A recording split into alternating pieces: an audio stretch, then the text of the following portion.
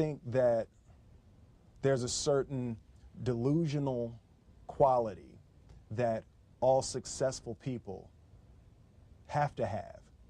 You have to believe that something different than what has happened for the last 50 million years of history. You have to believe that something different can happen. Yeah, it's almost a kind of innocence. Absolutely. In other words, if you knew how difficult it was, right, you would have never gone down that path. Absolutely. You know, if somebody had said to Ali, no one can beat this guy, he's this much stronger, he's this much bigger, he's got that much bigger punch than you do, and he believed that, he would have said, you got to have an innocence that somehow. Absolutely. You know, I think that's a huge part of me, because, and I say to my friends all the time, and we laugh about it, I truly, honestly, as I sit here before you right now, as honestly as I can say it to you, I truly believe that I could be the president if I wanted to.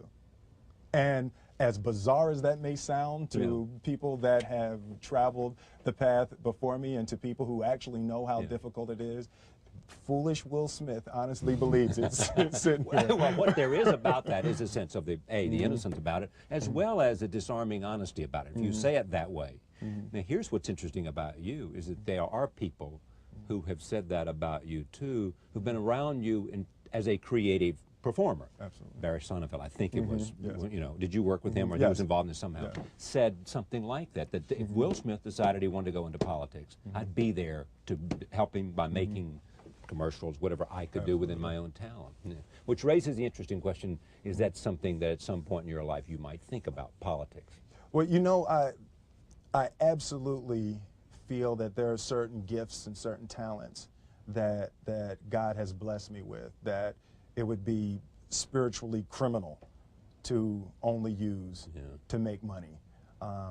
My travels in Africa and spending time with Muhammad Ali and spending time with Nelson Mandela, there are certainly issues that are important to me, and things that I've been blessed with the vehicle to be able to change, to be able to, as sappy as it may sound, make the world a better place, however minute the change. And that's something that is important to me, but I don't believe that politics is the best use of your energy and time right absolutely. now. Yeah. But the interesting thing, too, is that there is this concept, and you see it with lots of different people, you know, even with people who are evil. Some will say, he had so much talent. If that talent could have been redirected to something good. It is the idea, if you are given and you work hard, because there's nothing more apparent about Will Smith than how diligent and hard he works at being who you are. I mean, you appreciate the notion, it looks like to me from what I know about you,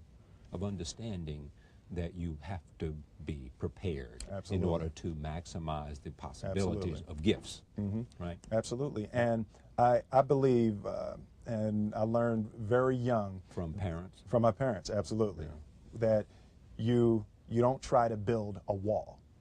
You don't set out to build a wall. You don't say, I'm going to build the biggest, baddest, greatest wall that's ever been built. You don't start there. You say, I'm going to lay this brick as perfectly as a brick can be laid. There will not be one brick on the face of the earth that's going to be laid better than this brick that I'm going to lay in this next 10 minutes. And you do that every single day. And soon you have a wall. And soon you have a wall. And I think psychologically, the advantage that gives me over a lot of people that I have been in competition with in different situations is it's difficult to take the first step when you look how big the task is. The task is never huge to me. It's always one brick. Me too. I mean, it is amazing how, you know, people are paralyzed from doing anything because they can't take the first step. Whereas you just say, look, all I'm doing is laying this one brick. I am not building the Great Wall of China here. Absolutely. I'm putting a brick here, and I'm going to have the best brick I can. Your father, I think I read, had you and your brother work on a wall of some kind? Yeah. We're talking about our figurative wall. That comes from work on a literal wall. Yeah, right. My father owned.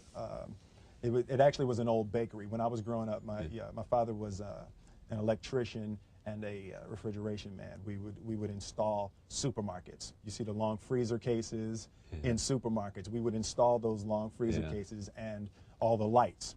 That's what we would do every summer. Yeah. So this one year, my father had his shop, and he decided for whatever reason that he wanted a new wall on the front of his shop. So he tore down probably about 16 feet high and probably about 30 feet long. He just completely tore the wall down, and my brother and I had to dig a 6-foot hole.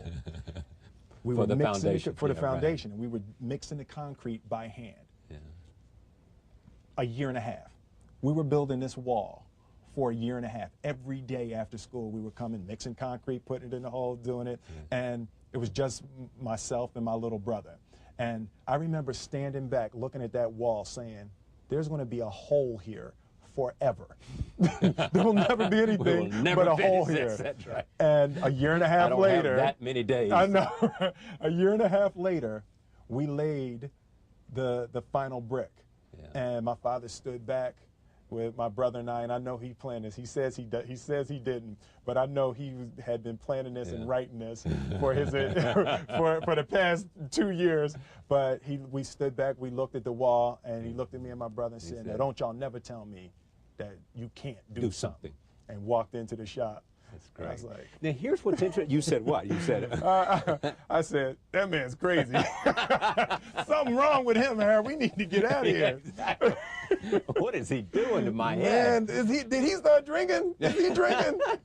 But what's great about that story and what's great about your dad is that you seem to have come from a happy family.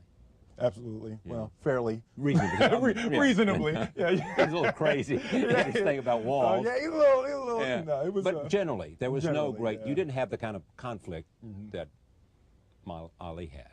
Oh, definitely not You know, like Ali. that kind of, and yet you have the amazing amount of drive. I mean, there's a sense of mission with you, sense of commitment, sense of prepared to do what it requires, right? Absolutely. I mean, so you didn't come from a struggling artist background to become well, you know what? an accomplished professional. I think both of my parents and my grandparents were achievers. You know, my mother worked for the school board of Philadelphia, so growing up we couldn't say y'all. You know, it's like we run out. My kids do not say y'all. Yeah, right. You know, we would run out of the house and scream to our friends, "Yo, what y'all about to do?" My mother's up. That's it. Back in this house. Back in this house. And we'd be sitting upstairs crying, and my grandmother would come in and say, "Baby, you know a y'all is a boat." You know? Like, oh, but there's you know, the difference. There's absolutely. Yeah. So, you know, there were very specific rules, and there was a constant desire to be better. Yeah. You know, we didn't grow up with the sense that where we were was where we were going to be. You know, we grew up with the sense that where we were almost didn't matter because we were becoming something greater. Yeah.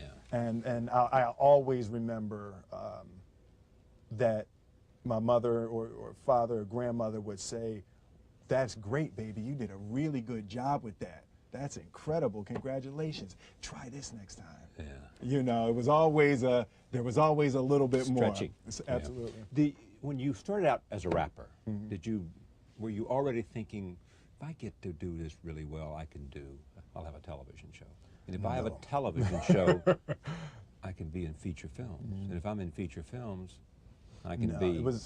For me, it was always, my biggest dream coming up was I wanted to hear one of my records on the radio. That was it? That was it. That's what I wanted to do. I wanted to hear one of my records on the radio.